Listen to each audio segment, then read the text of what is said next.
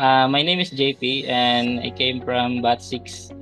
Before the bootcamp, meron na akong trabaho. Nag-work na ako as system administrator that time. During that time, naghahanap lang ako ng mga training institution bago ko nahanap si Uplift. Ang nakaka-catch up talaga sa attention ko is yung tutulungan ka after ng training, yung hanapan ka ng trabaho, which is kailangan ko that time, parang backup plan ko siya in case na matanggal ako sa trabaho or gusto maghanap ako ng mas magandang opportunities. Ang hindi ko talaga makalimutan yung i-review mo yung code ng classmates mo.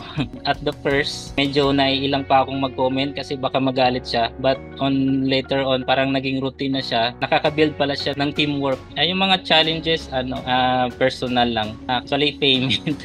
That time talaga hirap ako. Buti na lang yung Uplift, marami siyang payment options which is na avail. And optimistic ako that time. Inisip ko sa sarili ko, itong ini-invest ko ngayong amount, makukuha ko lang to after ng training o pag makahanap ako ng magandang trabaho. Luckily naman, natapos ko naman.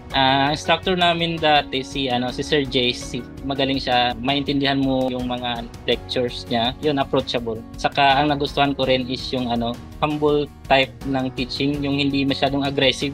Magandang experience din sa amin bilang estudyante.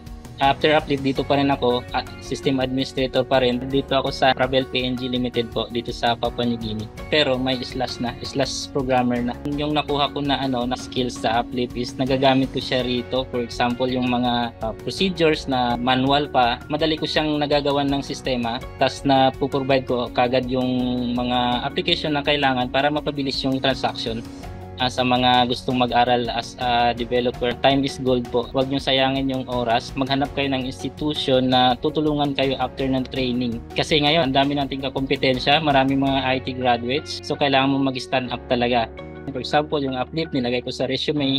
Kung ako yung employer, alam ko na galing to sa Uplift. Ito yung skills niya, alam ko na to.